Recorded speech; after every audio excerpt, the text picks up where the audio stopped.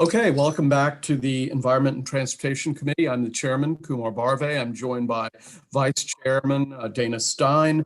This is the first voting list for April Fool's Day, voting list number 18. And we're going to start by moving unfavorable for 5 withdrawn bills. And they are House Bill 440, House Bill 427, House Bill 628, House Bill 1094, and House Bill 1305. All second. And there's a second. So the motion is unfavorable, withdrawn by sponsor.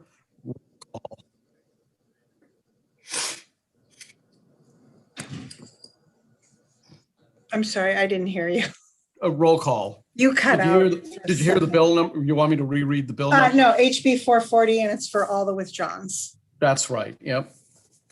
Okay. Yeah. Vice Chair Stein, Yes. Holmes, Yes. Learman, Yes. Frazier Hidalgo, Yes. Otto, Okay, he's absent. Jacobs, Yes. Wyville. Absent. He's at a hearing, so. He's at a hearing. Okay, then he's excused. Ampray, Yes. Silberti. Absent. Hold on, I got a couple people in the waiting room. Okay. Yeah, let him in. I let Parrot in. Silberti absent. Wells excused. Excused. Love, Yes. Ruth, Yes. Stewart. Hold Delegate on. Stewart. That might be him. I don't know. Somebody, it looks like somebody's connecting and I don't know who it is. He's getting a haircut. It looks like his butt. What's going on It's here? Delegate Carrot. It says Carrot. Oh, good. Okay. Hold on, make you co-host. Nielsen. Nielsen. Carrot is back on us. What's up, Nielsen? He must not know where his camera is. Yeah. Yeah. He's Okay, got Delegate 2 cameras. Stewart was absent. You're right. I don't know where the camera is. That's funny. I have Yeah. to trade cameras. It's Yeah, down. Delegate- two cameras It's on down there. on the floor to your right, Delegate Parrot. There you go, Okay. Nielsen. Oh, Nielsen's back. Back again. His evil twin. Right. Mhm. Okay. So where were we? We were at So Delegate Stewart was absent. absent. Delegate Lehman, Yes. Harrison. I saw her in JPR also. Yep, she also had a hearing. Delegate Hey, Stewart, Delegate Otto just joined us, and I think he wants to vote yes for the unfavorable for withdrawn bills. Don't you, Delegate Otto? Now, It's connecting. Nielsen. Slackers. Nielsen. We He got said two- he's trying to get on. There he goes. He's trying to vote twice is what he's trying to do. Hold on. Charles, you want to Yes, vote sir. yes for the unfavorable motion? I haven't gotten them. Yes. Okay. Otto voted yes on the unfavorable motion for withdrawn bills. So who's Okay. after? Who's after? Delegate Teresa, You're muted. yes. Okay. Delegate Parrot, Yes. Which one? Delegate Oh, Boyce, there's 2 on here. That's Yes. funny. Delegate Clark, Yes. Delegate Jalisi, You gone. Absent. Delegate Anderton, Yes. and Delegate Gilchrist, Yes. and Healy, Yes. and Chairman. Chairman votes yes. So, Vaughn Stewart just, I'm admitting him. So, Okay. Vaughn, you are voting yes for the unfavorable motion for 5 withdrawn bills. Yes. Okay. Never thought I'd get you to vote against a piece of civil rights legislation, but Oh, no. just joking. Mr. Chairman, if I could tell you where I was in appropriations on Zoom for. Okay. Well, you're marked as being present, so Thank you. that's fine. Okay, so let's go to House Bill 799. Is that you, Jim? Yeah, thank you, Mr. Chairman. House Bill 799, as amended, it's an emergency bill, requires the Aquaculture Coordinating Council in consultation with the Department of the Environment to review licensing, permitting requirements for aquaculture operations and to report to the Maryland General Assembly on findings. Move the amendments. Is there a second? Second. Okay, on the amendments, any discussion? Seeing none, we'll proceed to a vote. All those in favor signify by saying aye. Opposed, no. The ayes seem to have it. The ayes have it. The bill's before us is amended. Is there a second? Second. Second. Any discussion on the, oh, there's Delegate Harrison. Any discussion on the bill as amended? Okay, we'll vote. All those in favor signify by saying aye. Aye. Any opposed? And who do we still have missing? Is Siliberti here? Is, Barry, are you there? How about, who else was So we missing? have Wyville, Wells, and Siliberti and Jalisi still absent. Okay, so Wyville and Wells are excused because I saw them in other committees, and I don't know about Siliberti and Jalisi, so they're just absent. Okay, House Bill 1134. Thank you. Jim? Thank you, Mr. Chairman. House Bill 1134 states the General Assembly's findings that hunting and fishing are valued parts of the state's cultural and social heritage that provide unique recreational benefits. Finds the important role in the state's economy and supports conservation, preservation, and management of natural resources.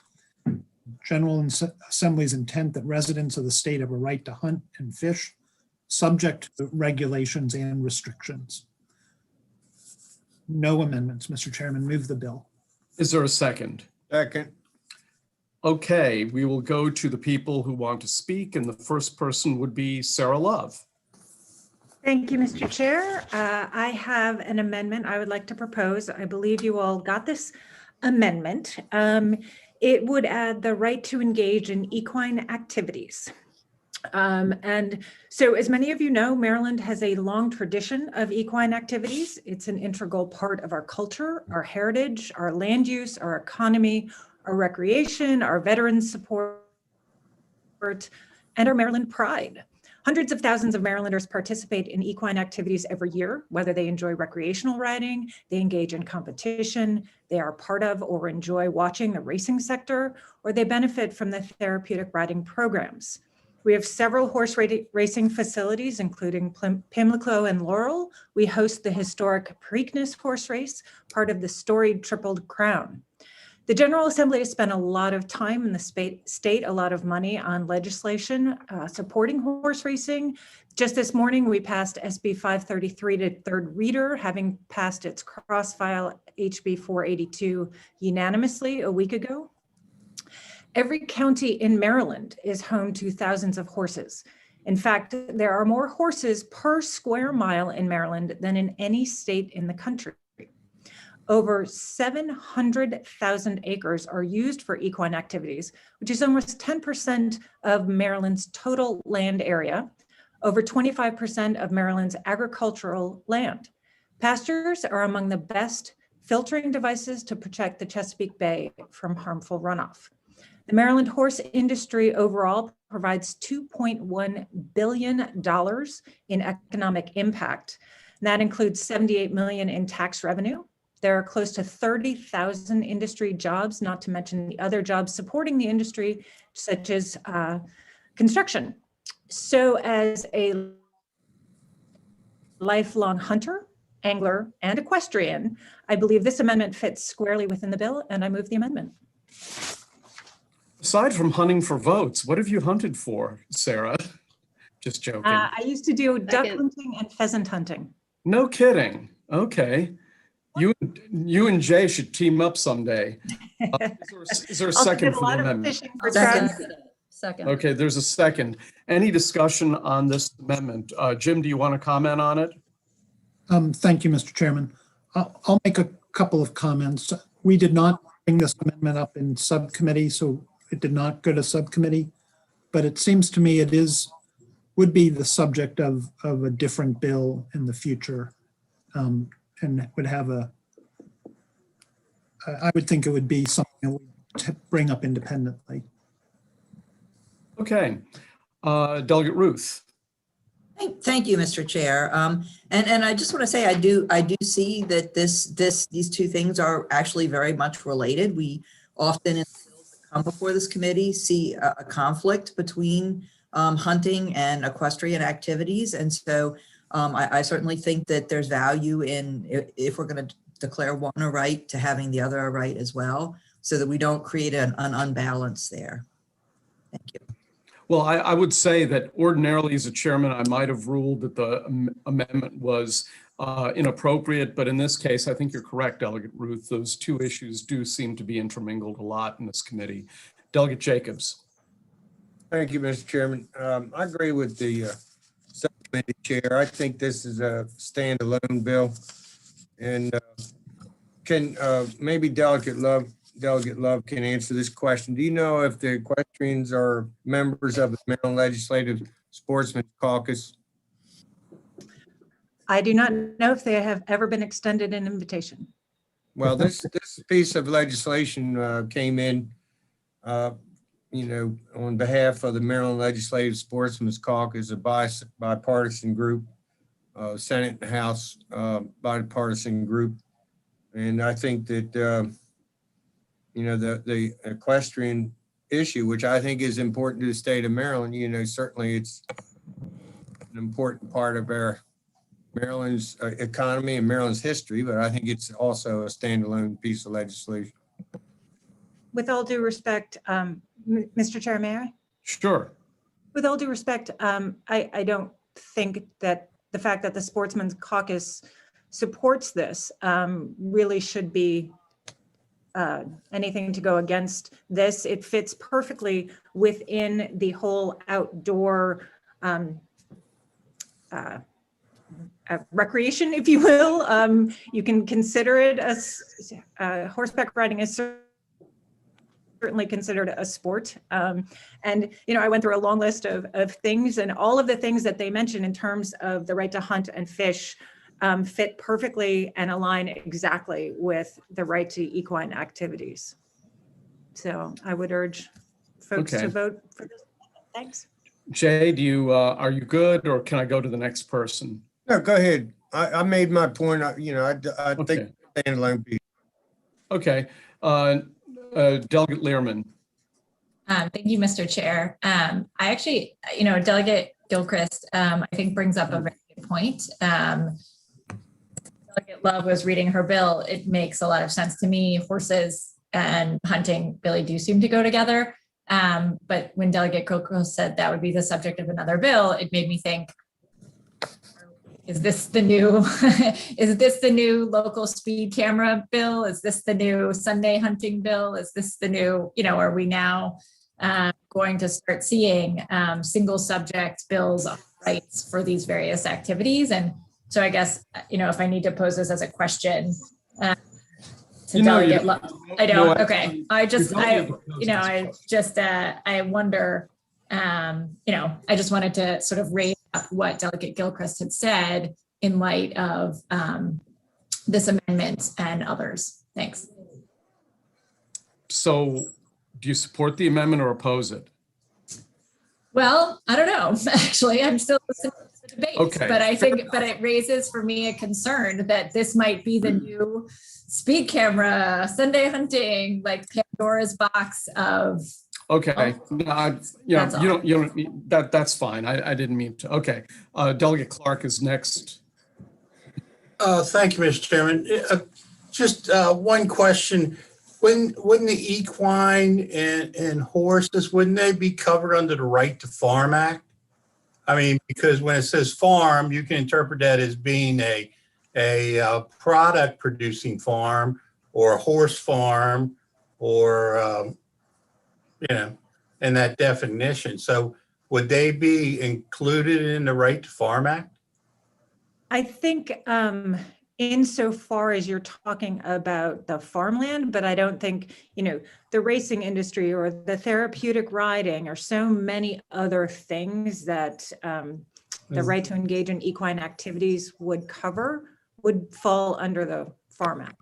Yeah, I would think that the racing industry would fall under the gambling acts that allow them to be able to race for parimutuel betting and purses that the tracks do. So I think they would probably fall more under some of the gambling You're starting headlines. to bring back ugly memories of the Ways and Means Committee for me and Delegate Healy. Delegate Clark, I think you raised a really interesting point, and I think my response would be, we don't know if it fits in the Right to Farm Act. We don't know if it fits under the gambling. So we really should establish that if we're going to establish a right to hunt and fish, we should also establish a right to equine activity. Okay, and I'll disagree with you, but maybe it should be a separate thing.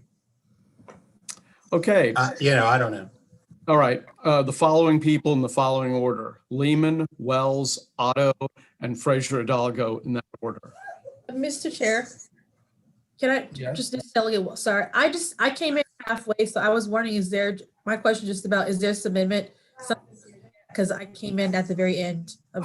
You broke up there. I didn't get you. I came in at the very end of what Delegate Love was talking about, her amendment. So I don't know what it is referenced to. So I'm just asking This is Delegate Perry's right to fishing and hunting bill.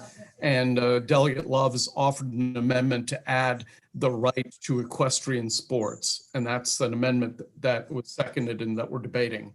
Okay, so Lehman, maybe Wells, Otto, and Fraser Hidalgo in that order.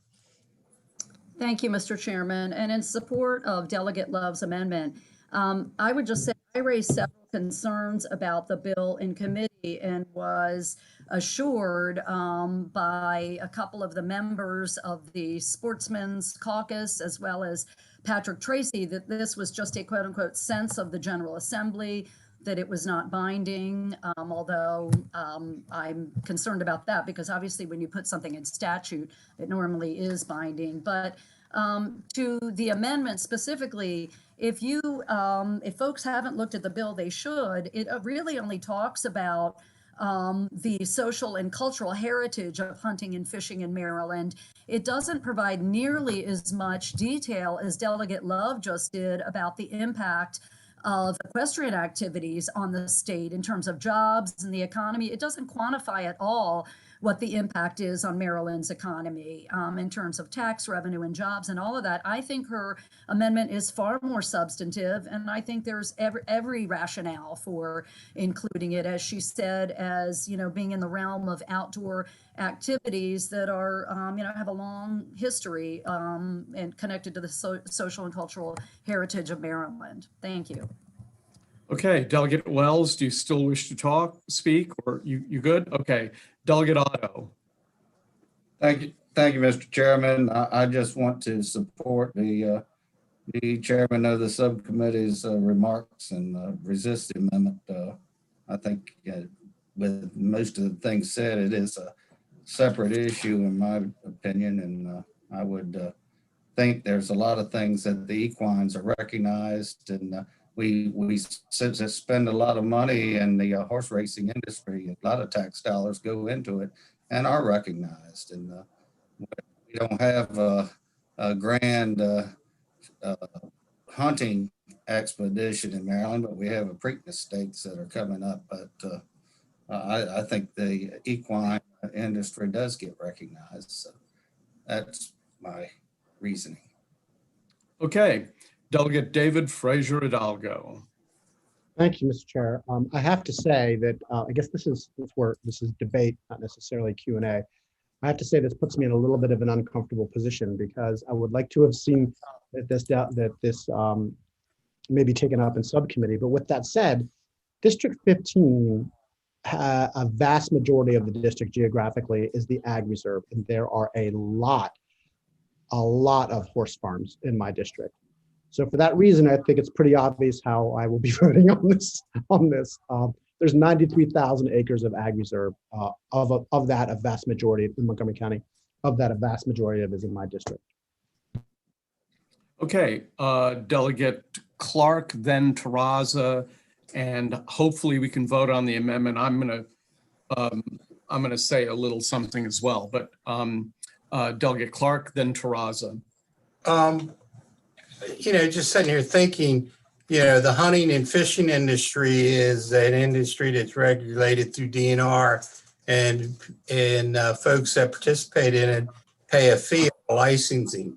So if we were to make this horse equine part of that, then should we also look at the fact that you have hunt clubs that do fox hunting and things like that throughout the state of Maryland? Should all them participants in the fox hunting on Sundays and the weekends, should they have to pay a license to be able to do that? I don't think the bill. Should they be licensed? Well, the bill doesn't really speak to. I mean, that's Well, I know that, but I'm just saying that's kind of where we're going with this thing, to where, that's why I think it should be a separate bill. And when you lump it in with an industry that you have to buy a license and pay a fee, as opposed to one that you don't. Okay. That's just my crazy train of thought. I'm always looking to make money. God bless you, Jerry. Jen, you're next. Yeah, to Delegate Learman's point, I do think this sort of raises the question of whether we're just going to, if we put this amendment off, it sort of raises the question, are we going to have, a string of bills that are going to be recognizing the right to do this and the right to do that? So I think that raises a very valid concern from my perspective. I think if anything belongs with this, though, it is what Delegate Love is talking about. So that's from my perspective why this amendment makes sense in particular, but I do think it raises a concern about the bill generally. Okay. I'm going to support my subcommittee chair. Okay, let's go to a vote on the amendment, and let's make things simple for Trish. Let's do a roll call, and that way we'll be able to do a nice attendance through that. So Trish, on the amendment, roll call. Okay, I'll do a roll call, but we don't keep track of the amendments. Okay, well, but still. All right. Yeah. And you do have a full committee now. Oh, do I? Oh, is everybody here? Everybody's here. We'll go ahead and do a roll call because it might just, Okay, on the amendment. Okay. Yeah. Vice Chair Stein. No, and Mr. Chairman, can I explain my vote? Sure. I'm voting to support the subcommittee chair. Thank you. I'll just do it on paper. No, okay. Holmes. No. Learman. No, can I say one quick thing? Of course, for the subcommittee chair, but also I think that I am just very concerned about this rights in law in general. If any of them would be with hunting and fishing, I would think this would be. So thank you. Fraser Hidalgo. Yes, and may I explain my vote? Oh God, okay. I'm sorry. Look, I'm not really excited about being put in this position, but with that said, as I said, I have a good 80,000 acres of ag reserve in my district. So, and a lot of those are horse farms. Okay. Yes, on the amendment. Yes. Otto. No. Okay. Jacobs. No, but I want to explain my vote. Why not? First of all, I have the most thoroughbred breeding operations in the state of Maryland are located in District 36. Oh. Secondly, where are the equine activities in the natural resources article? Can someone answer that question? No, because we're just explaining our votes, but we can get that answer for you. Delegate Weibel. I'll abstain because I just joined you and I have no idea what amendment we're talking about. Fair enough. Ampray. I'm going to vote no and quickly explain my vote really quick. I just want to echo my colleague Delegate Lehrman's thoughts on just the concept of putting rights in this way and possible slippery slope of this. And but at the end of the day, I do appreciate Delegate Love's thought process on this, and being the home of the Preakness here in Baltimore City, I do see the need and importance of horses, but based on the rights component, I'm going to have to vote no. Delegate Siliberti. Barry? Okay, I'm going to have to abstain because I missed the amendment. Sorry. That's fine. Delegate Love. Wells. No. Love, Delegate Love. Yes. Ruth. Thank you. I'm going to vote yes on this. I do understand and somewhat agree with the concern about how many rights are we going to keep adding. But in this particular case, I think these two balance each other out, as I discussed earlier. Thank you. Lehman. Yes. Harrison. Yeah, I don't necessarily have an issue with adding the rights. I think this is the place to do it. I just wish that it could have been considered in subcommittee so that it could have been fully vetted. So with that, I'm just going to vote no on this one. Teresa. Yes. Parrott. No. Boyce. I think this is a good equalizer, but I wish we could have talked a little bit more about it as well as Delegate Harrison mentioned, so I'm going to vote no. Vote no. It's a no. Clark. No. Jalisi. No. Anderton. I gleefully support the subcommittee chair. Okay, full of glee. Full of glee. So that's a no. That's a no. Gilchrist. Jimmy. No. Delegate Healy. Unmute here. Okay. I'm going to vote no in support of the subcommittee chair, but I too wish it had been an opportunity for it to have been fully discussed in the subcommittee before this. Thank you. Chairman votes no. And I think you skipped me, Trish. Oh, I'm yeah, sorry. you did. I voted for you. I did skip you. I'm sorry, Delegate Stewart. No, it's okay. I'm going to vote no for the same reasons Delegate Ampry and Delegate Lehrman expressed. I don't like the idea of a long laundry list. Okay. Okay. That was right. All righty. And Okay. And Mr. Chairman, I just raised my hand, which is unique. Yeah. I just said. You what? I just raised my hand electronically, which is I have an additional thing to add that's not related to my vote. Okay, go ahead. Back on the bill. I have another amendment at the desk. Oh. Do we have a desk? The virtual proverbial desk. The desk is closed.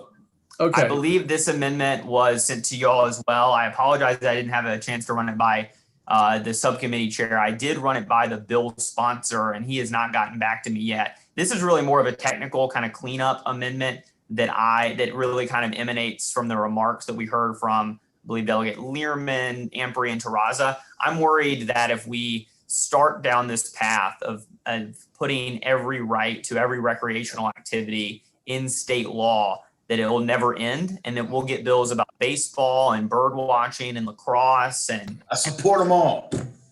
Yeah, and then we'll keep getting them. I also worry that as you've seen, some opposition to this idea of putting the rights into law here in the committee, that we'll also see that on the floor, and that we'll have a long drawn out floor fight, which will take attention away from many other important bills that we have ahead of sine die.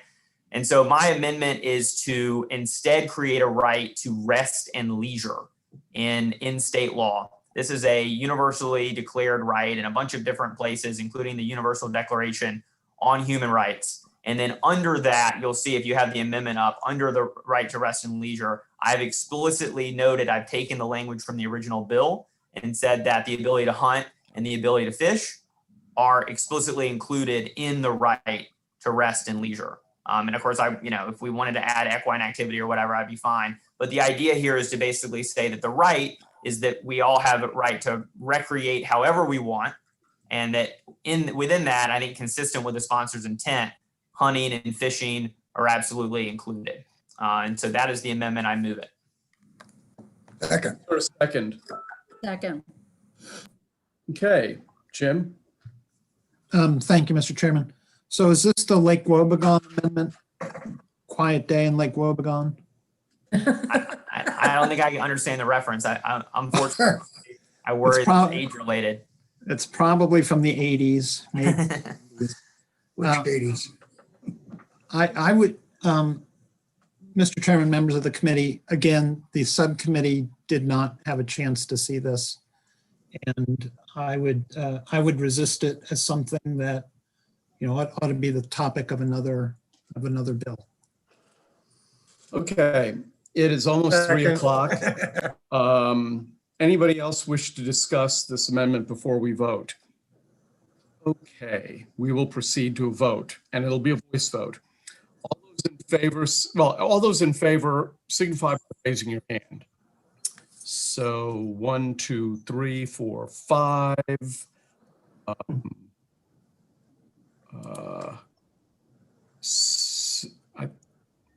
I think that's 5. All those opposed, raise your hand. Okay, amendment clearly fails. On the bill, without amendments. Any discussion? Second. Delegate Amprey has his hand up.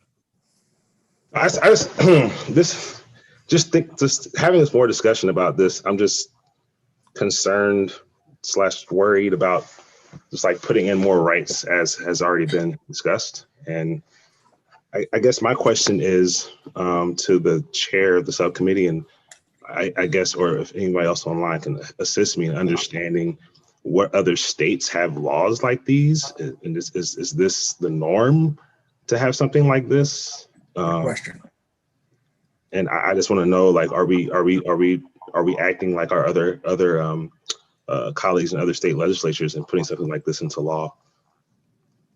We may have gotten some information on but I'm not able to respond to that question right now. Mr. Chairman, according to the Sportsman Caucus, 23 other states have something recognizing the rights of their citizens to hunt and fish. It has. I mean, I guess my follow-up question is, like, has there been any legal challenges by people, their right to hunt and fish being suppressed to the point we need a law on the book saying that you need a right to hunt and fish in the state of Maryland, or even within our appellate jurisdiction? I mean, This bill has no authorizations or prohibitions in it. It's a statement of policy. That's it. Doesn't do anything. And then as far as, so the last question I have, and this is me just getting maybe too technical, is on this, I think on the last page, lines 21 through 24, it says that except for those restrictions put in place by the General Assembly. So under that, would a restriction put in place by the governor or or any other restriction put in place by local government or anything by an agency, would that not be applicable under the law? Because here it's only the General Assembly's restrictions are applicable here. Well, any regulations adopted by the department would be under authorization by the General Assembly. So those still apply. But then what about local government? Local governments don't have any hand in hunting. Got it. Okay. So I'm just saying, so like if a Baltimore, so like for instance, people fish in the harbor sometimes. So if someone wanted to say, hey, you can't fish in the harbor in this area, then they would still, we couldn't stop them because the General Assembly only has power there, or I'm trying to understand that. Well, I think, if we give to a local jurisdiction the ability to regulate hunting and fishing, then they would be able to regulate it. And this right to hunt and fish would not local jurisdiction from carrying out a power that's been given to it by the General Assembly. I just think it's very specific on the General Assembly component, but I just, again, I'm the newbie here, so just trying to get a better understanding.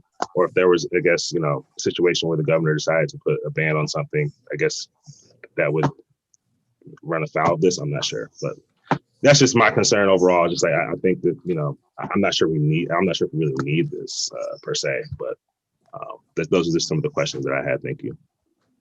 Okay, Delegate Lehman, Terraza, Learman, and the Vice Chair in that order. Thank you, Mr. Chairman. So I did object pretty strenuously to this bill in subcommittee, and I have learned some information since then that's very concerning. So while it's true that 23 states have enacted similar legislation, this is an NRA initiative. And I have a lot of concerns for that reason, because if you go on their legislative action webpage, they talk about the whole purpose of this move to get laws passed is because, and this is their statement, that hunting rights are under attack like never before across the country by well-funded national anti-hunting groups that are actually trying to ban all types of hunting, trapping, and fishing. I would argue that could not be less true in the state of Maryland.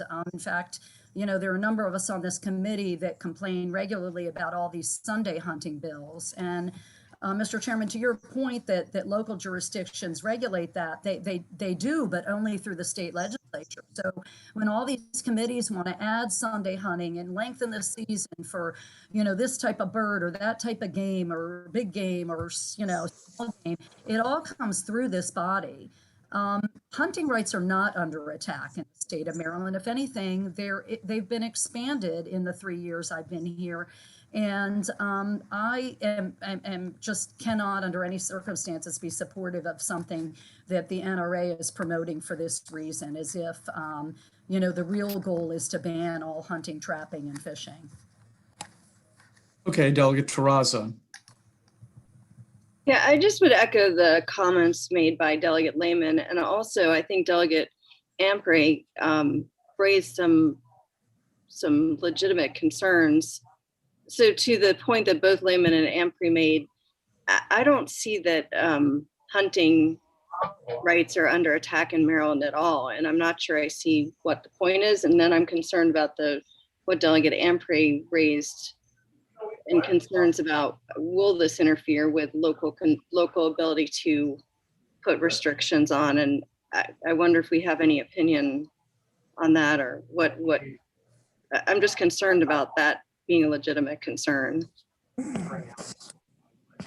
Mr. Subcommittee Chair, could I just stay on to that? Because I don't want to take up too much time. So is there, Go ahead. there an Attorney General opinion requested on any of this? There is none that I know of. The bill is very clear that that restrictions do apply, and Yeah, in case they actually call the question, then I have to be here. Okay, somebody needs to mute themselves. That somebody might be Neil Parrott. I'm not sure. Who knows? the bill is very clear that, it's all subject to regulations and restrictions under the laws that the General Assembly enacts. That's very clear in the legislation. Delegate Terraza, I'm not sure if I fully question. I think that was Delegate Learman, but I mean, that's under what the General Assembly enacts. That's not necessarily what local enacts or what or agency restrictions or any other. I mean, I think Delegate Ampray had raised a legitimate concern. I mean, it's not my area of law, but certainly as a lawyer, I have think at least his logic, and that makes sense to me. And I think Delegate Learman's question about whether there's an Attorney General's opinion on that. I mean, I'd be curious about what the Attorney General has to say about that as well. Well, we're going to go to Delegate Stein, Ruth, Lehman, and then we're going to vote. Thank you, Mr. Chairman. I mean, I'm certainly no fan of the NRA, but I imagine that NRA technically supports a lot of the hunting-related legislation that we see in this committee. So I don't think we should make that the litmus test of a bill. You know, I realize this bill is symbolic, but I think it's part of the value of the symbolism is recognition of the fact that hunters and those who fish, they pay a lot into the DNR budget through the fees that they have to pay. Without them, we wouldn't be able to do a lot of the DNR would not be able to do a lot of the fisheries and wildlife management that they do. So I think this is in a sense kind of a symbolic recognition of the fact that they support hunters and those who fish support a lot of other aspects of our natural life. Thanks. Okay, Delegate Ruth, Delegate Lehman. Brooke, sorry, I really vote because I've got a lot of bills on this list, if you don't mind. Okay, Delegate Ruth and Delegate Lehman has the last word, unless you offer a spot to Delegate Lehrman. Mr. Chair, could I yield to Delegate Lehrman? Sure, Brooke, go ahead. You're the new. Oh, you don't. I was just wondering if it made sense to hold it and ask for an AG opinion, so that we had more clarity around the effect that something like this would have on the current laws that exist, and on the gun safety laws and snare traps and all the other bills that we work on, as well as the local jurisdictions. No, I really have no desire to hold this any longer than we have to. Let's vote it, and you can always ask for an Attorney General opinion. There'll be some time before it hits the floor. Delegate Lehman has last word. Thank you, Mr. Chairman. The other issue I raised in subcommittee that was not answered is it's a legal question. Could this potentially, if it becomes law, be used to supersede the rights of fill in the blank, in a legal sense? I mean, used as a legal tool in court to supersede the rights of hikers, photographers, birders, equestrians, which are all the concerns we've already expressed. But I do want to raise another issue on the fishing front. Delegate Lehrman had talked about snare traps and other things that we have made laws against. I have that same concern for hunting, about the killing contests that we are in the process of trying to ban. But also when you look up fisheries laws, there are certain types of fisheries in Maryland, and striped bass is the best example, where there have been really, really strong, conservation measures in the past that not only were promoted by the state of Maryland to really save striped bass, which they did. I think most people would say that has been the most successful conservation effort probably ever in the state of Maryland, the bans on catches in the 80s and the limits in the 90s. But there are other groups like the Atlantic States Marine Fisheries Commission that actually make multi-state recommendations and strategies to keep this fishery, which is extremely valuable to Maryland, to keep it sustainable long-term. Would they be able to do that if Maryland, because they do that up and down the East Coast from Maine to North Carolina, would they be able to do that in Maryland if we pass a law like this? So with all due respect, I think it goes way beyond the NRA. And I think, I'm not a lawyer, but I think if we pass this, that would be very, very regrettable. Okay. Trish, roll call. Vice Chair Stein, Yes. Holmes, Yes. Lehrman, No. Fraser Hidalgo. Which bill are we on? This is the last bill on the voting list? Yes. No, it's not. Yes. It's HB 1134. And this is straight favorable. how'd you vote, Dave? Yes? Yes. Okay. Otto, Yes. Jacobs, Yes. Wyval, Will? Delegate You must be a Weigel. no. He's, I'll vote for him. Where's Will? Is he there? He is in the meeting. Will, how you voting? Because we'll have to mark you down as absent if you don't vote. He's not in the picture.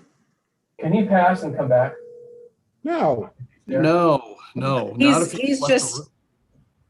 he's just not in a seat. All right, absent. Ampray, I'm voting no based on, the comments and questions that I've had. Delegate Siliberti, Well, as a strong supporter of the Second Amendment, an organization that supports it, yes. Thanks Delegate so Wells. much. Thanks so much for that, Barry. No charge. Yes. Love. No. Ruth. No, and just to briefly explain my vote, while I recognize this says subject to the laws of the General Assembly, I also know once something's declared a right, it's very, very difficult to fight that. So I'm voting no. Thank you. Stewart. No. Lehman. No. Harrison. Yes. Trassa. Yeah, this is not just supported by the NRA. This is an initiative of the NRA, and my vote is no. Parrott. Yes, I don't know who sponsored or doesn't sponsor it, but good legislation is good legislation. I'm gonna vote yes. Boyce. Yes. Clark. Yes. Jalisi. Yes. Anderton. Yes. Gilchrist. Yes. Healy. Ann, you're muted. Ann, you're muted. okay.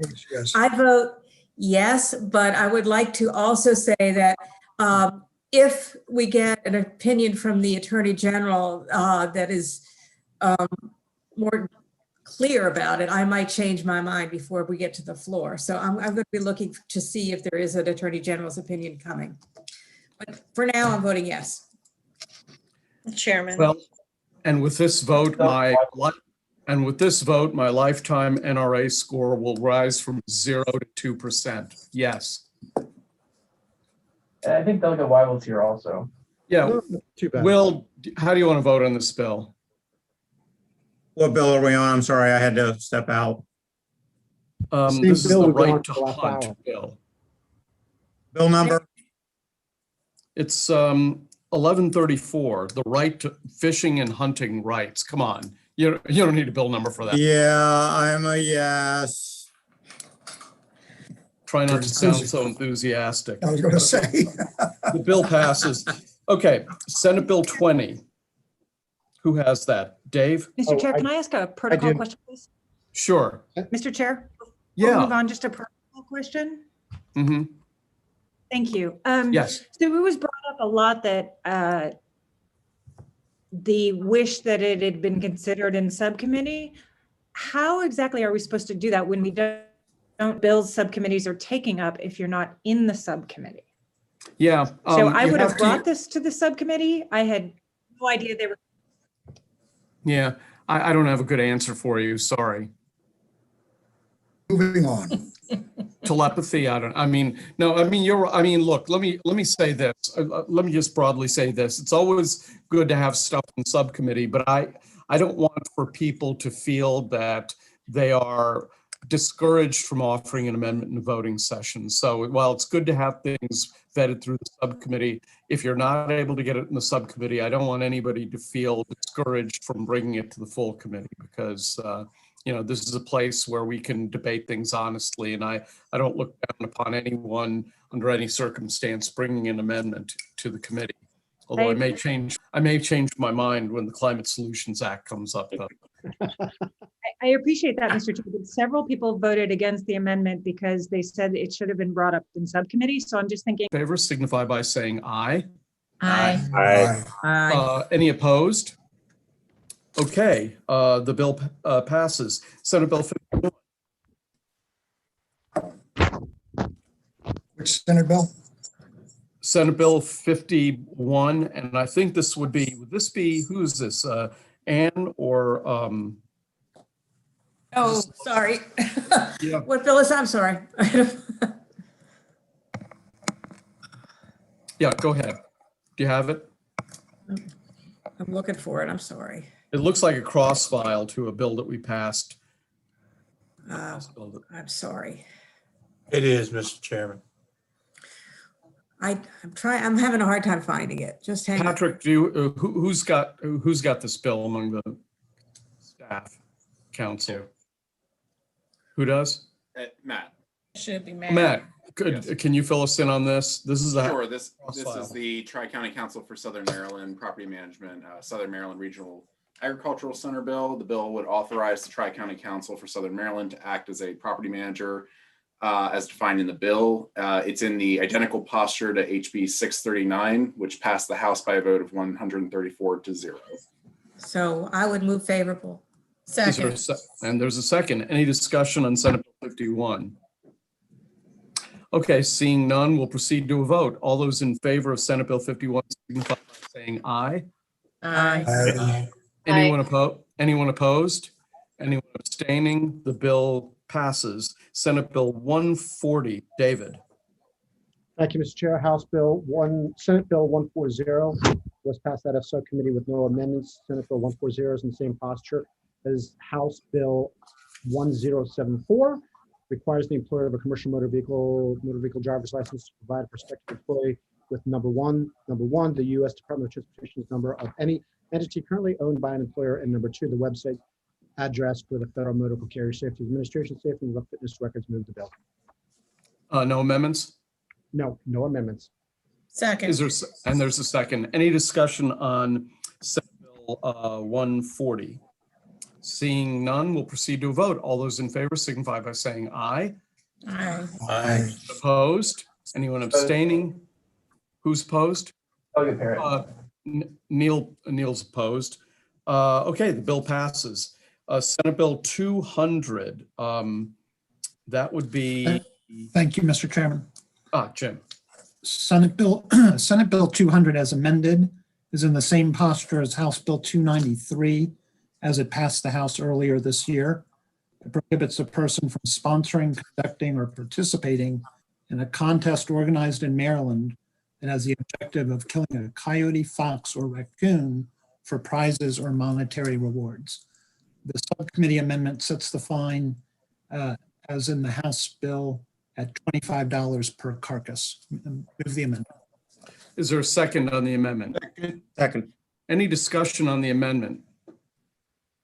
Okay, yes, Delegate Lehman on the amendment. Thank you. So I was concerned in subcommittee and would like to understand, I think I know the reason, but I would just like to understand why we would lower the Senate amendment from $100 per animal to back to 25. I just thought 100 was a lot more meaningful, and we had advocates, animal advocates in participating in the subcommittee meeting that told us in other states, the fines were in the hundreds or even thousands of dollars per carcass. So I just, found it a little disappointing that we would go backward. Before Jim or Dana, before you answer that, I just want you to know that after we vote on this bill, we have a motion to not concur in the Senate amendments on Dana Stein's bill. And that motion was to make the fine for $100 per carcass. But because it's Dana's bill, he's probably in the best position to answer that. So let me give the floor to the Vice Chairman. Thank you, Mr. Chairman. I guess first, in terms of prior history on the bill, $25 was the fine we had last year. And look, I really appreciate all the support the advocacy community has provided for this bill, but $25 was the way the bill came in this year. And I guess in subcommittee, we heard concerns that there might be joint and several liability in the penalty provision here, so that any anyone who participates in these contests, and these contests are terrible, no doubt about it. That's why I put it in the bill. But there could be joint and several liability. So someone who participates in one of these, if there's, say, 100 animals killed by the various participants, they could be subject to a fine of $10,000. And there was a sense from the subcommittee that that just might be too much of a penalty. So look, I again, hate these contests. That's why I have the legislation, but I agree with the idea of reverting to the original penalty. Okay, so that's debate on the amendment, which basically makes the fine $25. Any further debate on that amendment? Okay, seeing none, we'll proceed to a vote on the amendment to lower it to reinstate $25. All those in favor signify by saying aye. Aye. Aye. Opposed? Okay, the amendment carries. The bill is before us as amended. Is there a second? Second. Okay. Any debate on the bill as amended? Seeing none, we'll proceed to a vote. All those in favor of the bill signify by saying aye. Aye. Aye. Any opposed? Okay. Neil is opposed. Okay, the bill passes. Let's now go to the concurrence report for House Bill 293, and that's Delegate Stein's cross file for this bill. So the motion is to not concur, which would make us conform to what we just did on the Senate bill. And again, the Senate increased the fine from $25 to $100 per carcass. The motion is to not concur. Is there a second? Second. Second. Any discussion on the motion to not concur? Okay. Mr. Chair, can I just be, I'm sorry, Mr. Chair. Can I just be clear? It's now $25 per carcass, but not $100 per carcass. That's right. So what we're going to do is we're going to reject the Senate amendment to raise it to $100. Okay. All those in favor of the motion to not concur signify by saying aye. Aye. Opposed? Okay. Delegate Lehman is opposed. We have to vote on the motion. Do we have to vote on the motion for the bill? I can't remember from year to year. Patrick? Yeah. I think it's just not to concur. Yeah, the motion's not to concur. Okay, all right, fine. Then we're done.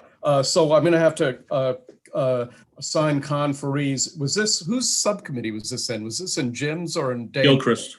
Yeah, my Okay. subcommittee. Okay, so the chairman is going to be Gilchrist, so that it can actually be read by somebody. God, my handwriting has gotten so terrible. So it's going to be Gilchrist. Where is the? Oh, okay, Gilchrist. Stein's on the subcommittee. Oh, all right. Yeah, you're right. Stein, and who will? And then also, I'm going to say Jay Jacobs.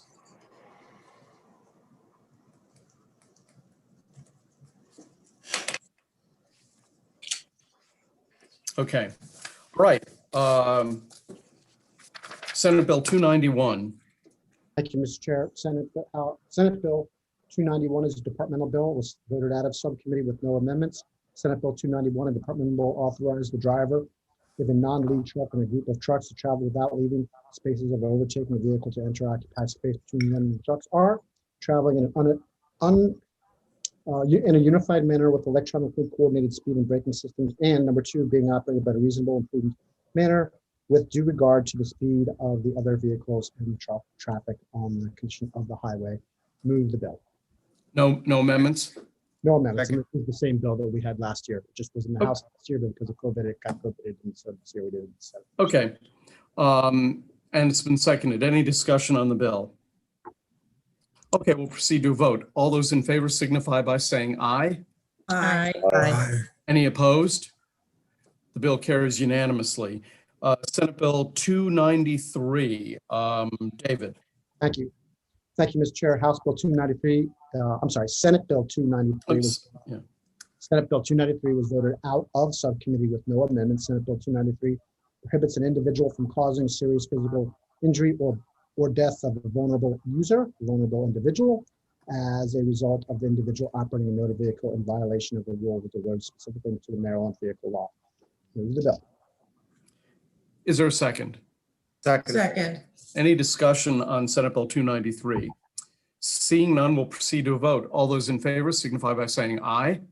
Aye. Aye. Any opposed? Any abstentions? The bill carries unanimously. Senate Bill 343, Jim. Thank you, Mr. Chairman. Senate Bill 343 is a departmental bill. It prohibits a person from catching shrimp for commercial purposes unless the person first obtains a license from the Department of Natural Resources. The bill also authorizes the department to adopt regulations governing any aspect of the shrimp fishery and establishing and implementing a pilot program related to fishing for shrimp. There are no amendments. And there was a second. Any discussion on the bill? Yeah, I'd like to say one thing, Mr. Chairman. Sure, Jay, and then Delegate Parrott. You know, this Environment Transportation Committee, and I think the committee should feel good about the fact that we now have we're proposing to have a shrimp fishery, because it tells you how much the conditions in Lower Bay have improved. That we now have shrimp that are pretty prevalent in the area, and it seems to be expanding a bit. And I think that for something that we never had before, that we're suddenly have an industry big enough to create a regulatory process, to have a season, I think says a lot for the work we've done. Yeah, I think you're right, Delegate Jacobs. Delegate Parrott. Yeah, I'm not really sure how you catch shrimp, but it looks like you put a bucket down or something with some bait and bring them up. But in this bill, is there any limitation for people? Is there any limitation for a kid who's 13 wants to go grab I don't know, enough for dinner? Is there any allowable amount, or do you have to always be registered? Just because their hands are smaller, because they're, sorry. You get less. They catch smaller shrimp. Real shrimpy shrimp. Not a lemonade stand, Parrot. But is there any exception? Thank you. You can't sell them at a lemonade stand either. Again, I really look forward to the day when we have a major farming commodity, horseradishes for those. So, okay, on the bill. All those in favor signify by saying aye. Aye. Any opposed? Any abstentions? The bill passes unanimously. Senate Bill 344. Thank you, Mr. Chairman. Senate Bill 344 is a departmental bill. It increases the amount of state funding that projects considered for state cost sharing are eligible to receive under the Maryland Department of Agriculture's Agricultural Water Quality Cost Share Program, MAX for short. The bill takes effect this year and is sunsetted in 2026. There are no amendments. Move the bill. Is there a second? Second. Any discussion? Seeing none, we'll proceed to a vote. All those in favor signify by saying aye. Aye. Any opposed? Any abstentions? The bill carries unanimously. Senate Bill 350. Jim. Thank you, Mr. Chairman. Senate Bill 350 is a natural resources departmental bill concerning aquaculture leases. It repeals provisions governing the establishment of aquacultural enterprise zones in the Chesapeake Bay. The bill also authorizes DNR to issue an enterprise lease to a person for use in the waters to assess the feasibility of cultivating native or naturalized species. There are technical amendments, Mr. Chairman. Move the technical amendments. Okay.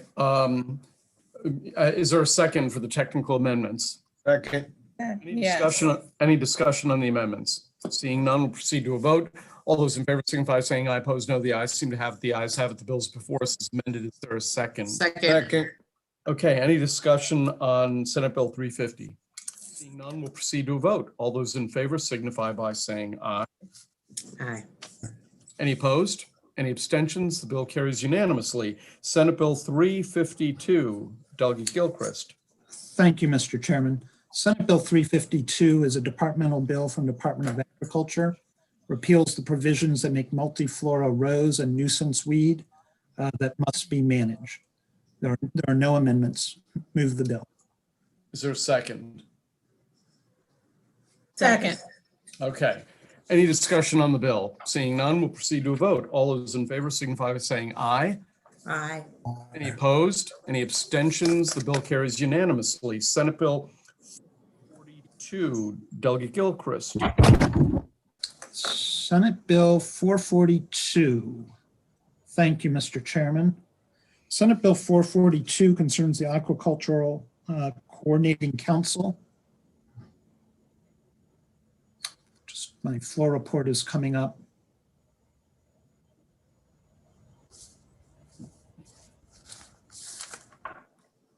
This bill, Mr. Chairman, is the same as the bill we did earlier at this voting session, House Bill 799. Okay. This bill, we conformed the House bill to this Senate bill. There were some subcommittee amendments to clarify the scope of the policy review. And with those amendments, it would conform to the House Bill 799, which we did earlier in this voting session. Okay. Amendments. Okay. Is there a second for the amendments? Second. Any discussion on the amendments? Seeing, proceed to a vote. All those in favor signify by saying aye. Opposed, no. The ayes seem to have it. The ayes have it. The bill's before us is amended. Is there a second? Second. Okay. On the bill, any discussion? Seeing none, we'll proceed to a vote. All those in favor signify by saying aye. Aye. Aye. Any opposed? Any abstentions? The bill carries unanimously. Senate Bill 445, Delegate Frazier Dalgo. Thank you, Mr. Chair. Senate Bill 445 is in the same posture as House Bill 519. It was passed out of subcommittee with no amendments. Move the bill. Second. Okay, any discussion on Senate Bill 445? Okay, we'll proceed to a vote. All those in favor signify by saying aye. Aye. Opposed? Aye. Any abstentions? The bill carries unanimously. Senate Bill 474. Thank you, Mr. Chair. This bill has no amendments, and this bill requires a mobile home park owner to provide specified notice of the sale of a mobile home park no less than 30 days before the date of sale rather than within 5 days. This bill is in the same identical posture as HB 384 that we passed out of the House 133-2. And the House bill also received a favorable report from JPR 11-0. I move Senate Bill 744, Mr. Chair, with no amendments. You mean 474? 474. Right. Second. Okay. I am not dyslexic, but I'm backwards. Okay. All those in favor of Senate Bill 474 signify by saying aye. Aye. Aye. Opposed? Okay, the bill carries unanimously. Bill 535, Delegate. Thank you, Mr. Chair. Senate Bill 535, it refers to condominiums and homeowners associations, and the bill has no amendments. The bill establishes procedures by which a homeowners association may call an additional meeting of a board of directors or governing body if the number of lot owners present in person or proxy at the meeting is insufficient to constitute a quorum. There are no amendments, Mr. Chair, and the cross-file bill, which is HB 593 by our very own DFH, passed the House 117-21, and the House Bill 593 also passed the Judicial Proceedings Committee 11-0. I move Senate Bill 535 with no amendments, Mr. Chair. Second. And there's a second. Any discussion on Senate Bill 535? We'll proceed to a vote. All those in favor signify by saying aye. Aye. Aye. Opposed? Delegate Parrott is opposed. Anyone else? The bill passes. Senate Bill 613, That's mine. That's yours, Ann. Yes, Senate Bill 613 is in the same posture as House Bill 794, which passed the House by a vote of 135 to 0. It's exactly the same. It's from the Senate. So move favorable on Senate Bill 613. Well, Second. that means Mark Fisher voted for it even, huh? Okay. And Robin Grammer. Okay, so any discussion on Senate Bill 613? Yeah, Fisher wasn't there that day. Okay, all those in favor of Senate Bill 613 signify by saying aye. Aye. Any opposed? Any abstentions? The bill carries passes unanimously. Senate Bill 686. Thank you, Mr. Chair. House Bill 686 is favorable with amendments. I'm sorry, Senate Bill 686 is favorable with amendments. The bill generally permits the applicable governing body for a corporate housing corporation, a condominium, or a homeowners association to authorize any meetings to be conducted or attended by telephone conference, video conference, or similar electronic means subject to specific standards. The only amendment was the changing the effective date to June 1st. That was a committee amendment, Mr. Chair, and this bill received a vote from the House 135 to 0. And the cross file, which was sponsored by a very famous delegate by the last name of Holmes, was voted favorable by the Judicial Proceedings Committee at 11 to 0. Move Senate Bill 686, Mr. Chair. Well, you have an amendment, right? I'm sorry, yes, move the amendment, which Is there- moves the effective date to June 1st. Is there a second? Any discussion on the amendment? Seeing none, we'll proceed to a vote on the amendment. All those in favor signify by saying aye. Opposed, no. The ayes seem to have the ayes. Those amended, Mr. Chair. And is there a second on the amended bill? Second. Okay, any discussion on the bill? Seeing none, we'll proceed to a vote. All those in favor signify by saying aye. Aye. Opposed? Any abstentions? The bill carries unanimously. Senate Bill 783. Is that mine? 780. Is that yours? No, that's mine. Oh, It's it's mine, you. sorry. Yeah. Yep, so this is a cross-file bill that we passed out. So we would like to amend, the amendment just conforms the bill to HB 1293, which was Delegate Ampre's bill that we passed out. And it does this by simply adding members to the authority and providing for the selection and deciding how those members will be selected. So move the amendments. Second. And it's been seconded. Any discussion on the amendments? Seeing none, proceed to vote on the amendments. All those in favor signify by saying aye. Opposed, no. The ayes seem to have it. The bills before us is amended. Is there a second? Second. Any Second. discussion? Any discussion on the bill as amended? Seeing none, we'll proceed to a vote. All those in favor signify by saying aye. Aye. Any opposed? Any abstentions? The bill carries unanimously. Let's go to House Bill 583, Delegate Stein, Climate Solutions Act. Okay, thank you very much, Mr. Chairman. And just to give a warning, subcommittee members have about 2 pages of amendments to read, so please be patient. The subcommittee recommendation is favorable with amendments. As amended, this bill makes broad changes to the state's approach to reducing statewide greenhouse gas emissions and addressing climate change. Among other things, the bill increases the statewide greenhouse gas emissions reduction requirement from 40% from 2006 levels by 2030 to 50% from 2006 levels by 2030, and requires the state to achieve net zero statewide greenhouse gas emissions levels by 2045. The bill also establishes new commissions and working groups, establishes state tree planting goals, increases and extends energy efficiency conservation program requirements administered by the Public Service Commission. This is the state's Empower program, and establishes requirements for the purchase of zero emission vehicles in the state fleet. Amendment number 1 is technical. Amendment number 2 alters the greenhouse gas reduction target and alters provisions relating to environmental justice considerations. Amendment number 3 allows the inclusion of carbon capture and storage technology only if the technology has been scientifically proven to achieve verifiable carbon reductions. Adds language requiring the plan to include emission reduction estimates related to the expansion of mass transit options, and strikes the $50 floor on the social cost of carbon.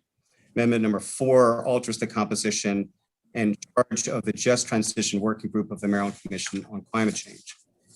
Number 5 strikes most of the bill's provisions relating to energy efficiency and clean energy for buildings, and instead requires that certain commercial buildings have a roof that is at least 40% solar ready, reflective, or green, and requires the Department of Labor to adopt implementing regulations. The amendment also requires that the Department of Labor adopt the most recent version of the International Green Construction Code by December 1, 2022. Amendment 6 alters the phase-in of energy efficiency requirements for electric utilities under the Empower program. Amendment 7 alters provisions relating to high-performance buildings. Specifically, the amendment authorizes schools to build safety buildings in rural areas to achieve the lower LEED certified standard rather than LEED Silver under certain circumstances. The amendment also requires the state to install a certain high-efficiency HVAC system in newly constructed state buildings under specified circumstances. Amendment number 8 alters provisions relating to zero-emission vehicles and buses. The amendment phases in the zero-emission vehicle purchase requirements for the state vehicle fleet, starting with passenger cars and then other light-duty vehicles. The amendment also adds language authorizing MTA to purchase alternative fuel buses under certain circumstances, and adds language on the development of charging infrastructure to support the operation of zero-emission vehicles in the state vehicle and transit bus fleets. The amendment strikes provisions establishing a net zero school fund and strikes provisions that would have altered the Strategic Energy Investment Fund. Amendment number 9 alters the bill's tree planting provisions, including by delaying the goal of planting 5 million trees to by the end of 2031, as opposed to the current goal, goal in the bill of 2030. The amendment alters the funding provisions for tree planting so that in fiscal year 2023, the funding comes from the Bay Restoration Fund. From fiscal years 2024 to 2031, it comes from general funds. Additionally, the amendment requires the Chesapeake Bay Trust to target grants under the newly established Urban Trees Program to eligible organizations based in the underserved urban areas where proposed tree planting projects will occur. Amendment number 10, and this is the last one, requires each state agency responsible for the procurement of concrete to give consideration and a price preference as determined by the Board of Public Works to the procurement of a concrete mix design that meets certain specifications. The amendment also establishes the Blue Ribbon Solar Land Use Commission, expresses intent language that the Public Service Commission continue a specified study, requires MEA and the Power Plant Research Program to jointly study items relating to solar installations on commercial and industrial property, and requires the Department of the Environment to conduct a specified study on least cost options for carbon reductions in the building sector. I move the amendments, Mr. Chairman. Is there a second? Second. Okay, discussion on the amendments. I actually, well, you know what, discussion on the amendments. Delegate Lehman. Thank you, Mr. Chairman. And if Delegate Stein could go back over, I believe if my notes are right, it's amendment number 7 that affects schools. You said something about HVAC language and LEED certification levels. Yes, it alters, well, the amendment does a few things.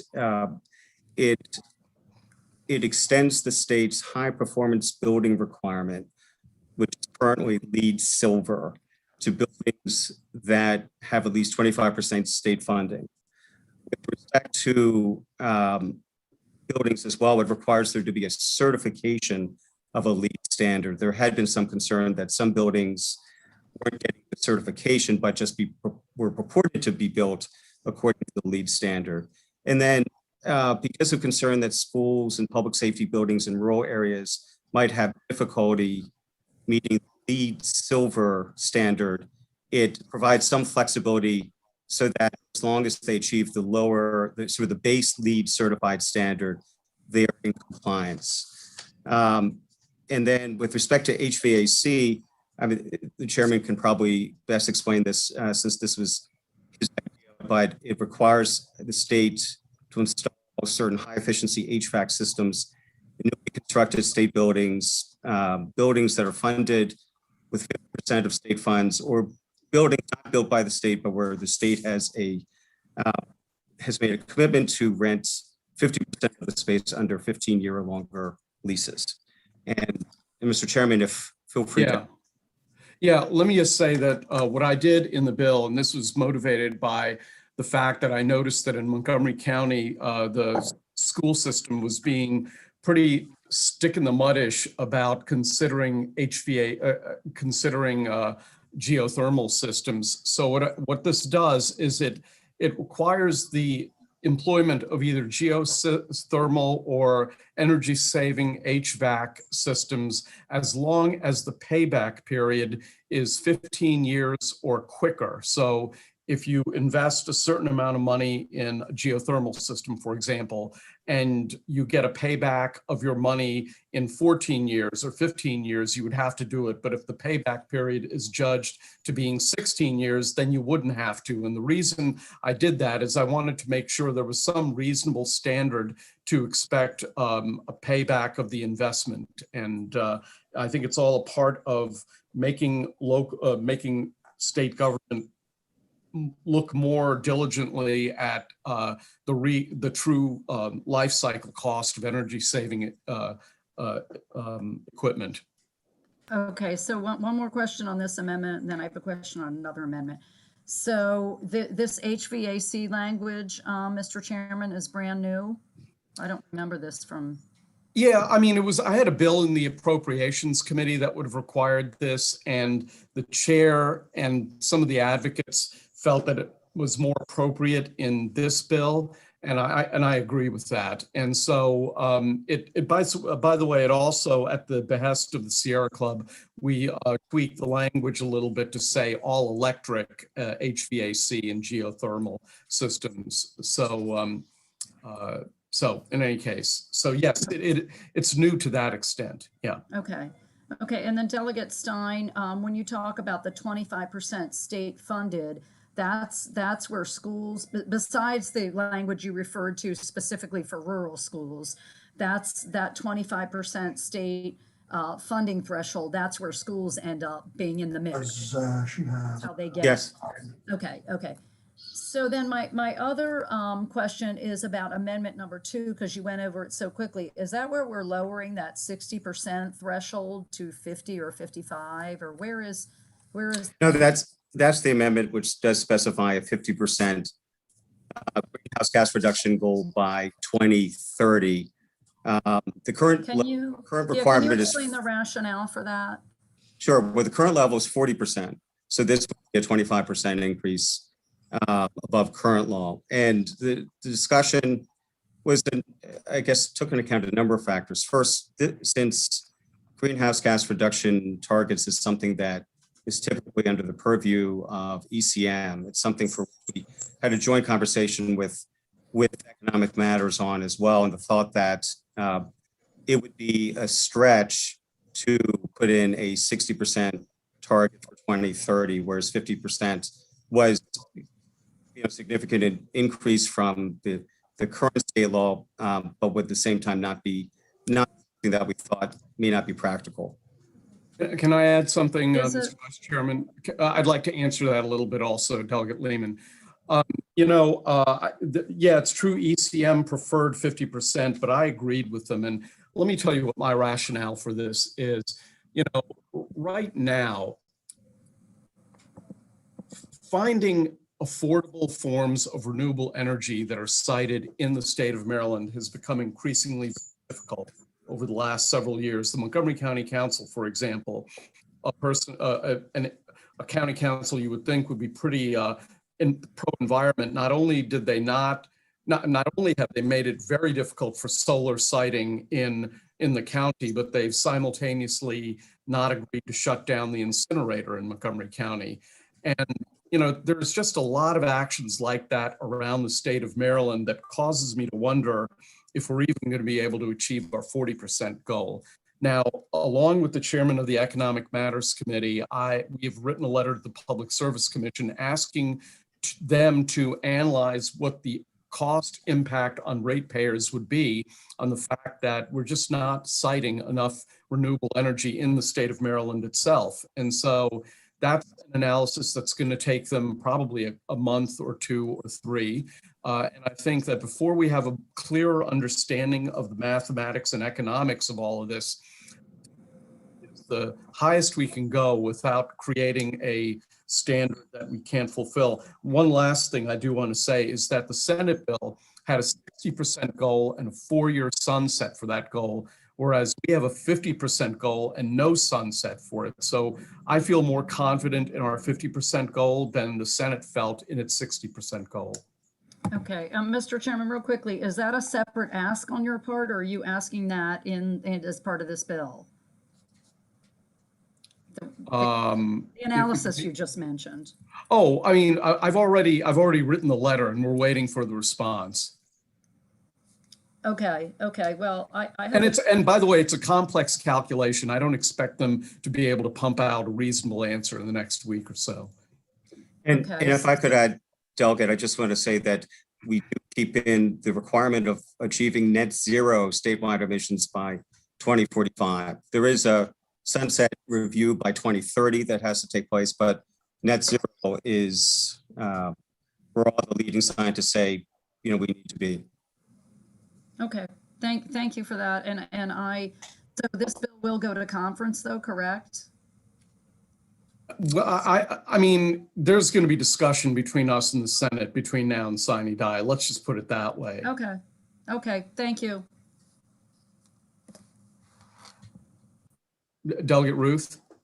Thank you, Mr. Chair. I'll be quick. I just wanted to explain my vote on the amendments. I did have concerns about some of the amendments which I expressed in subcommittee, and I won't go through again. However, other amendments I think are good and strengthen the bill. And I did vote for the amendments in subcommittee, and I will vote for them again here because I think this is a really important bill that we need to be moving this forward. And as has been expressed, this committee is going to continue to look at this issue and, make additional changes as needed. Thank you so much. Yeah, I'd like to, by the way, I'd like to make a couple of comments here, Mr. Vice Chairman, if you'll allow me. There is a blue ribbon solar land use commission that I have asked to have put into the bill. In the subcommittee, MACO asked for an additional local government representative. I'm going to offer as a verbal amendment here in the House committee that we add a one local government representative. I think, upon further reflection, I think that was a reasonable ask on the part of MACO. And, I was initially resistant to that, but I think discretion is the better part of valor on this. So I will, after we adopt that amendment, I will be offering that as a verbal amendment. And finally, I do want to say, I want to tag team on something that Delegate Ruth said.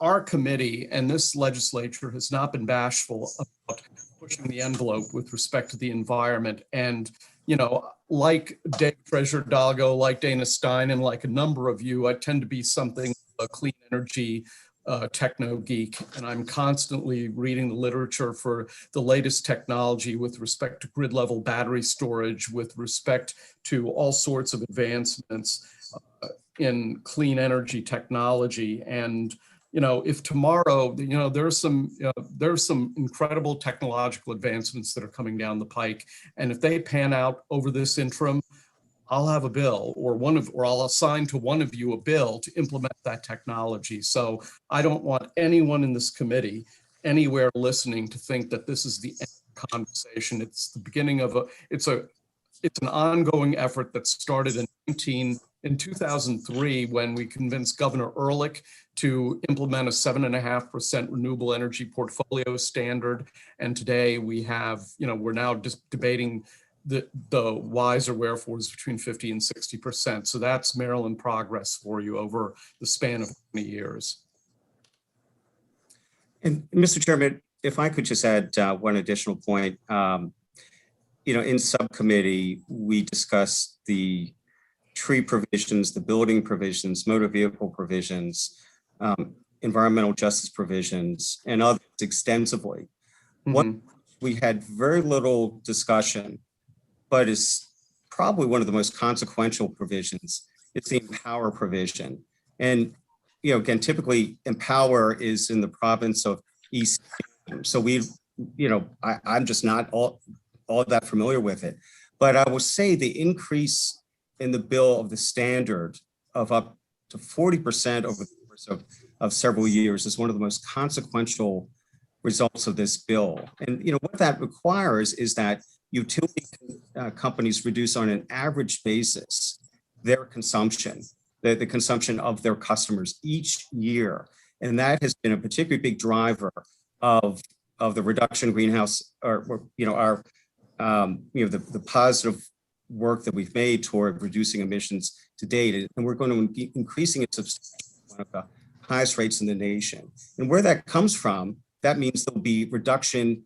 Utilities are required to implement programs to reduce the demand that we all provide for electricity. That comes from, and that stems from what will result from programs that support energy efficiency in buildings and our home commercial buildings. So, I realize we've spent a lot of time discussing the building provisions, which are substantial, but this one sentence in the bill will have one of the most consequential impacts. Thank you, Mr. Chairman. Delegate Lehman, do you still have your hand up from the last question, or do you have another question or comment? I guess that means you're good. Anybody else want to discuss before we vote on the current amendments from the subcommittee? All right, we'll vote on the current amendments of the subcommittee. Was there a second? I think there was a second. So all those in favor of the amendment signify by saying aye.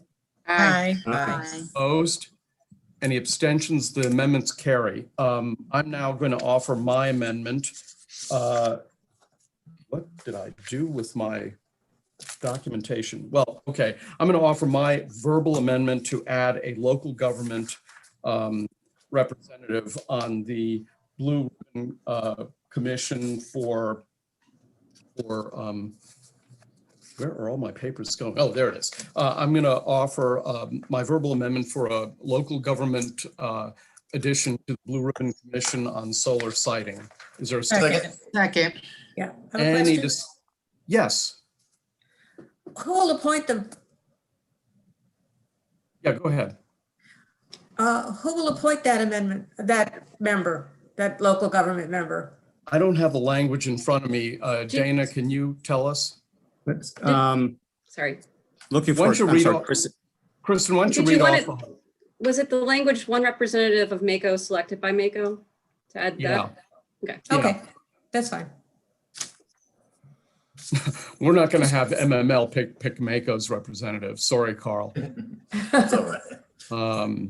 Okay, on that amendment, all those in favor signify by saying aye. Aye. Opposed?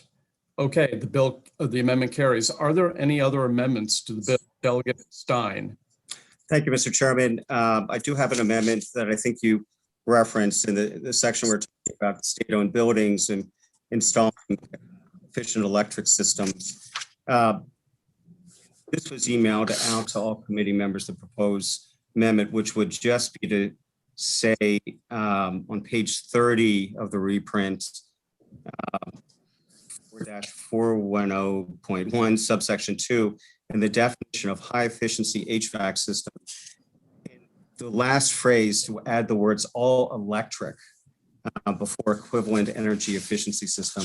I'm sorry that I didn't have this in time for the subcommittee discussion earlier today, but this was brought up afterwards. And it was sort of the point that was mentioned is that among the group, the Commission on Climate Change has urged in its most recent report that, quote, Maryland should lead by example through the electrification and decarbonization of state buildings. And that's really a key premise behind what the chairman is doing through this provision. And the report went on to say that the General Assembly should require that all new state-owned buildings use efficient electric systems for primary space and water heating unless granted in exception based on cost, et cetera. So adding this language of all electric would be consistent with the theme that we want buildings, provided it's cost effective, to use electric systems, space, water heating, et cetera. And that maintains the 15-year payback requirement, correct? Yes, it does. Mm-hmm. Okay, is there a second for that? Second. Any discussion on that amendment? Jerry, did you have your hand up for another amendment or on this? Yeah, just for another comment on amendment after this one. Okay, great. We'll go to Dave and then I'll go to you after we vote on this amendment. Okay. Okay, that's fine. Okay, Dave. Thank you, Mr. Chairman, and thank you, Vice Chair. Do you know, is there a minimum set standard as far as like a minimum SEER rating standard, or is there a bottom in which they have to meet or a top? No, but it's the comparison in the bill for life cycle costs over 15 years is to an International Code Council system compliant with the most recent version of the ICC. So that is sort of the floor by which, state buildings would have to consider these more efficient systems. And we know that's correct because that was suggested to us by Margie's husband, who is in the industry area. Yes. Okay, I like that idea. I think because that allows for that piece of the document to change as times change, as opposed to if you'd put in a specific SEER rated heat pump or something like that, that gets more efficient over the years. So I'm good, thank you. Delegate Harrison. Yes, on this amendment, I know you said you sent it out after the committee met. Did you get any feedback from the committee on it? Let me check my email. I'm just wondering, I'm actually trying to be consistent, and sure. It wasn't, the other amendment that the chair put forward, I think was a pretty easy one. This one I think is a little bit more complicated and should have some discussion in the committee, and I'm just really trying to be consistent. Sure. No, I did not receive any. Thank you. Any further discussion on this amendment? I'm going to put your hand down there, Dave. I'll leave Jerry's up because he's going to offer another amendment later. Okay, all those in favor of this amendment signify by saying aye. Aye. Any opposed? No. Okay, the amendment appears to pass. Delegate Clark, do you have a comment or an amendment?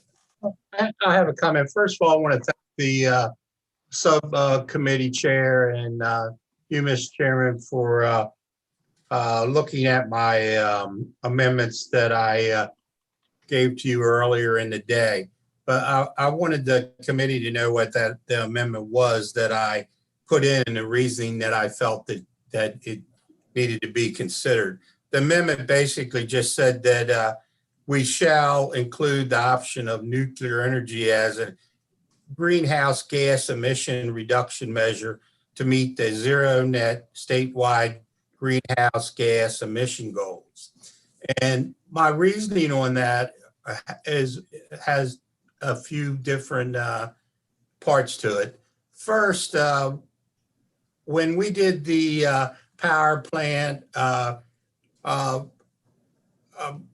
power plant research program, nuclear power was part of that program to be studied and turned over to the Public Service Commission to be looked at. I understand that nuclear energy right now is extremely expensive for new facilities and to build them, and whether they make any financial sense or not at this point in time is a big debate. But I look at the fact that we have such a big problem with global warming that is out there in sea level rise and so many other things that I truly believe it's going to be a mixture of a whole lot of things that it's going to take for us to be able to solve this problem. It isn't going to be just wind. It isn't going to be just solar. It isn't going to be all in the way we construct buildings and mandates that we put on efficiencies of things. I think that we have to look and watch for all options going, especially in the future, just like the chairman said earlier, technology is changing by the weeks, and who knows, there may be options someday where small nuclear packs can power a whole building and do it efficiently and safely. And my third concern is I look at countries like France, who is one of our partners in the World Global disaster that we have, and they are very effectively using solar power to power their country. And it's reasonably priced. They use the nuclear waste to power other facilities, other nuclear facilities. And I'd say that somewhere around 70 or 80%, the last I heard, it's been a few years back. 70. It comes from nuclear. And then the only reason I know this stuff is because I lived it as a county commissioner, and I had the chance one time when I was in France to tour one of their nuclear plants when Constellation was still in the nuclear business. But that's my concern. I really feel that if we're really going to conquer this, that this should be an option and it should be mentioned. I'm just afraid if it's not mentioned in this bill as we go forward, that it could get lost and overlooked or just not taken seriously as being part of it. And that concerns me a lot. That's really all I have to say. Well, let me, Mr. Vice Chairman, if I might.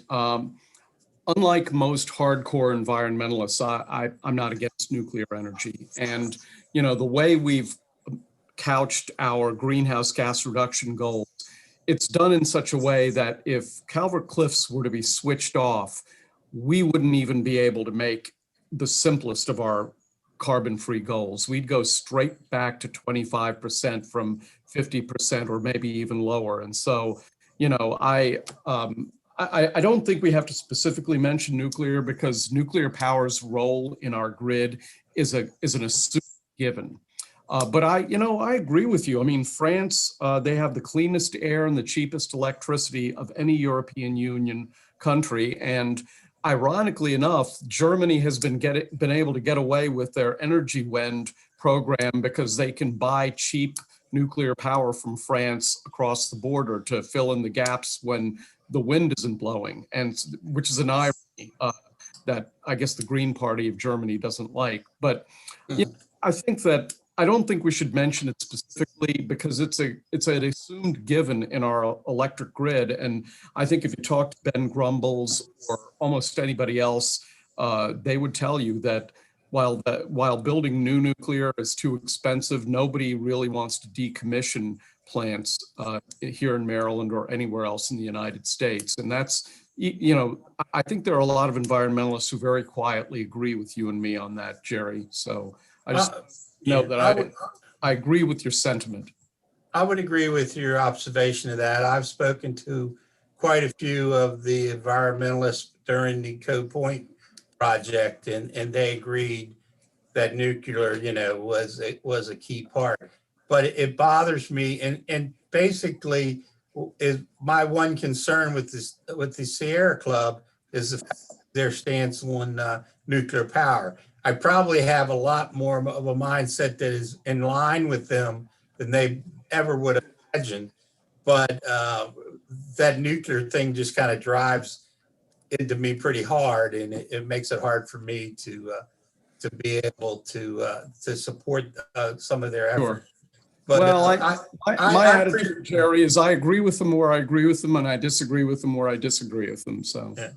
Well, I appreciate y'all taking a look at the amendments.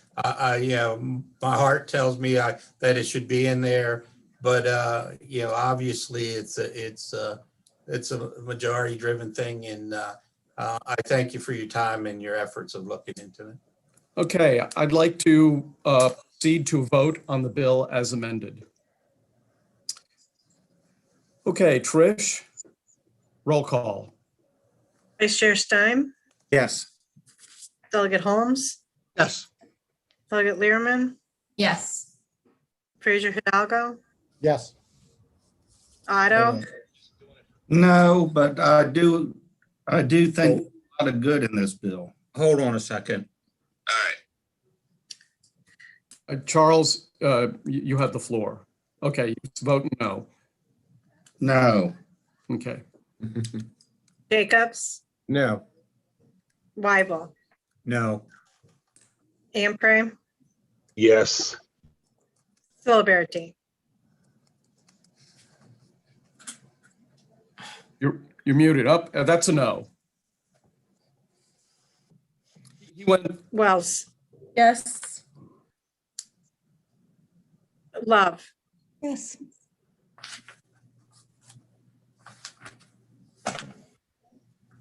I didn't hear. she said yes. Ruth, Yes. Stewart, Yes. Lehman, I'm sorry, Mr. Chairman, I stepped out and I have no idea what this is on. This is the Climate Solutions Act of 2021. Oh, as amended. Okay, yes, thank you. Harrison, Yes. Tarassa, Yes. Parrot, No. Boyce, Yes. Clark, No, at this time, basically for the reasons I just stated. Jalisi, Yes. Anderton, Hey, can I explain my vote? Yes, you may explain your vote. Okay, all right, real quick. You know, this bill's come a long way. I know it kind of aligns more with the governor's plans that he had for greenhouse gas reduction. So I'm gonna give it a chance to go to the floor in a bipartisan fashion and vote yes. Gilchrist, Yes. Healy, Yes. Chairman. Chairman votes yes. Thanks a lot. I want to thank Dana and his subcommittee, Dana especially, who has basically bounced like a ping pong ball between all sorts of different conflicting factors. And you know, it's again, it's not the end of the story. There's going to be much wailing and gnashing of teeth between now and sine die on this issue. That's true. Will come out well. So, all right, we have one more concurrence to do, and that is House Bill 264. It's Delegate Charkoudian's Solid Waste Management, Organics, Recycling, and Waste Diversion. That's the bill that we exempted the restaurants from. And the Senate added an amendment providing for a warning to be issued before a penalty is imposed. And we think that's just fine. And I'd like to move to concur in the Senate amendment. Second. Second. Okay, all those in favor of concurring in the Senate amendment signify by saying aye. Aye. Any opposed? Okay, we concur. Any announcements, subcommittee chair announcements? Dana. Thank you, Mr. Chairman. First, I want to thank the subcommittee for the many hours of work that they put into the climate bill. Really appreciate their dedication to working this out. And having said that, our next big bill that we will be looking at considering is the comprehensive conservation finance bill that we heard today. So just subcommittee members, please be on the lookout for a subcommittee meeting, which will be either tomorrow or Monday. So stay tuned. Okay, David. Same thing, tomorrow or Monday. I'll let my subcommittee know as soon as I know. Thank you. Marvin. I hate to be redundant, but the same thing tomorrow or Monday, depending upon the time frame that we go into session, et cetera. And we only have about 3 more bills to look at, ladies and gentlemen. Thank you very much for your time. Okay, Brooke. Thank you, Mr. Chair. I will not be redundant. We are unique in the Land Use and Ethics Committee, and we will be meeting tomorrow at 8:30 a.m. Thank you. Oh, boo, boo. Okay. Humbug. Let's see, who else? Jim, are you meeting or are you done? Yeah, Mr. Chairman, our next meeting is to be determined. So watch your for announcements. Okay, any other, yes, Anne, pardon me for forgetting. That's okay. We are probably not going to meet, but stay tuned because you never know. Okay, very good. All righty then. Anybody else have anybody to say for the good of the order before I adjourn us? Okay, well, we meet in our respective caucuses in 11 minutes. Relax as much as you can. See